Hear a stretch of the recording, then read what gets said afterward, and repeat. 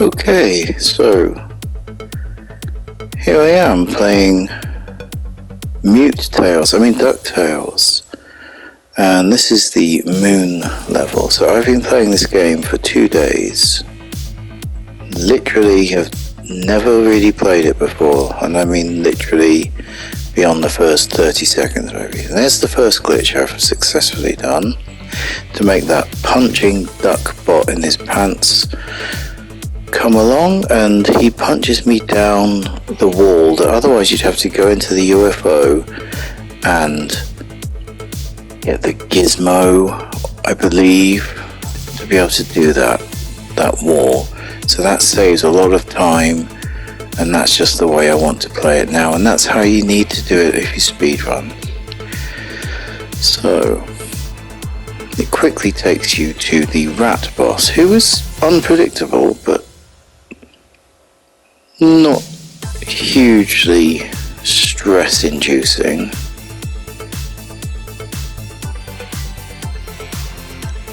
As you can see, I'm quite just casually jumping around and not too worried there about health. I seem confident in that moment that I'm not going to die, which is of course a real threat in the game. I do game over quite often. Then after doing the moon level, which is the last level on the list, I go back to the start. This is what everyone does that speedruns it. I'm learning this quickly. Obviously this isn't a speedrun yet, but it's certainly the fastest I've beaten the game. And we're just running through with the invincibility all the way to the end. And up the vine, just pausing for the bees. I still haven't quite figured out these bees, but I'm getting there. And again, it's not really a cause for concern. I've got the health, and I'm not struggling. I can take a couple of hits. The boss at the end of this level is extraordinarily easy. I've messed that bit up totally. I can do that smoothly usually, and then that's a good jump up onto the vine. Now because I took a few hits, I'm going to not get a lift, no thank you. I'm going to go up the secret way and get a cake. To get my health back. Probably I don't need it for the boss, but I do need it because I mess up this rolling ball thing. A couple of times I've done this ball flawlessly, but usually that just happens, and that's a particularly ugly one. But if I just jump off that little hidden chest, I can go up this secret vine, and it's a shortcut to the boss. Again, it's the only way I want to do it, and the only way you should do it. Bad start with the boss there. My pogoing is an issue still, although I understand what I need to do. I don't know why in the heat of the actual battle I get stressed and make a lot of mistakes.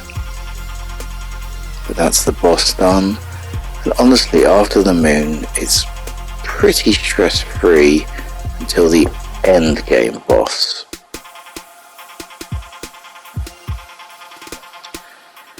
Transylvania, it's pretty fun. Avoid talking to my nephew. If we go straight up here and down this tunnel, just hit this ball and chain thing, that is smoothly done. I take the hit there quite deliberately, and I think here, I go for the extra life just in case, through the secret wall, which my nephew would have told me about if I'd given him the time of day. And then if you just go through this at a medium pace, that ghost just sort of impotently follows you without being a problem. If you go too fast, another one appears in front of you, and that is a irritation. The boss here is hard to tell exactly when she's going to drop, and it's tricky because you want to jump on her as she drops and land behind her, otherwise you get a lightning bolt up the arse. But I'm doing this quite smoothly, so that's pretty well done. A couple of hits, but certainly no great trauma there. And next we will go to the African mines, only to be told immediately to come back to Transylvania. What a twist. Here we go. One of my many scions? Who knows? Go back to Transylvania, literally go up to the first mirror. There's the chest with the key. Eureka, it's the skeleton key. Through the mirror, back to Africa. What a palaver. Then I absolutely screw this up for some reason. Go through that wall. Just hit the bat with that rock. Just insurance. I don't need the hassle. If you go down here and go again through the tunnel.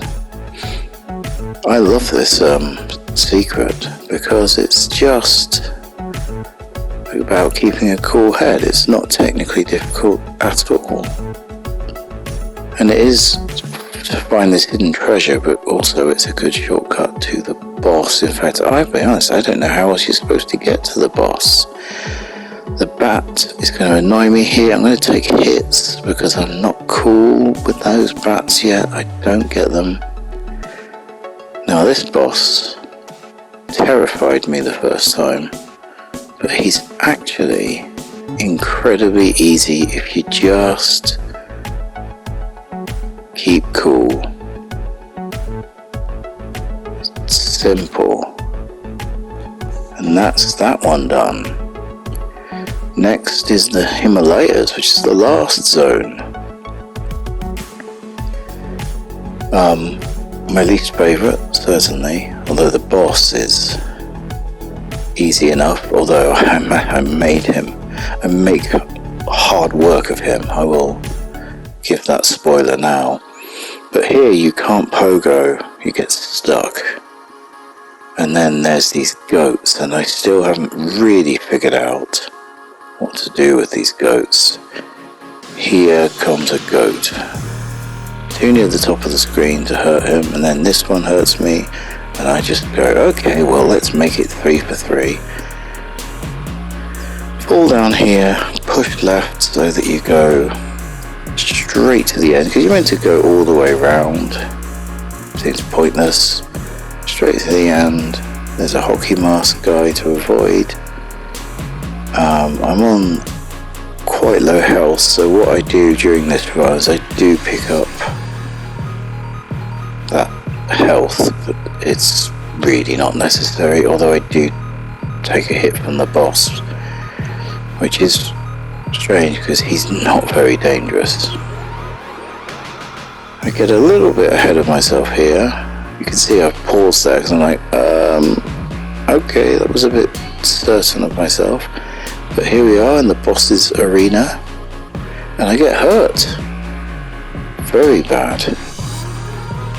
But after that, it's straightforward. I mean, you can hit him twice in... Oh, you can hit him twice in one cycle. I got hit by a snowball there as well. That's not very good. But hitting him once in a cycle's fine. He's so easy. I think we get one more hit and then we are ready for my slightly laboured end game battle. And you will see why it's laboured in a moment. Mostly because I still haven't mastered pogoing. All land clear. I have all the treasures. Flashing, and we're back in Transylvania for the third time. And I could not figure out where to go yesterday, but now I realise you just go back to the boss. arena again. It's so obvious. Hit this thing, that's easy. Take a hit up here, up the rope. Don't go up there. There we go, second mirror. Manipulate the ghost to follow you but not bother you. And then, unfortunately, we're going to have about 60 seconds of me doing this very badly and dying. But you're in for a treat the second time. Well, you're not actually, it's pretty awful the second time as well. But then I suddenly figure it out. It's not hard. The key here is, as he puts his arm out, jump. If I jump too early, the bat will stay too high and I cannot pogo off of the bat. You have to wait until he's released the bat, and then the bat will come low and you can jump on it. But then, it's not just a case of jumping on it, you've got to be able to pogo onto it. And that's what I, for some reason, find so hard sometimes. But you'll see at the end of my second attempt here, when it comes round, once I get it, it's no trauma. It's just one of those things. But I'm going to die here, which is a mercy for all of us. And let's do it again. Let me slip into a deeper trance.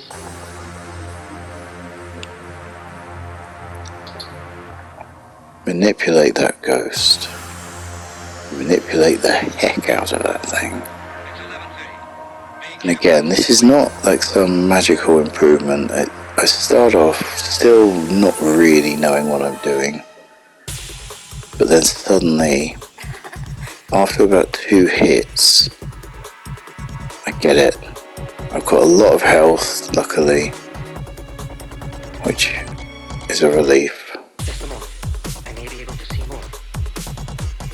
Still just bimbling around, can't even get on the bat, but this is the one, right? So that's 1 hit. Still not really in control of my pogoing. There you go, I've taken a hit myself. But it would just suddenly click.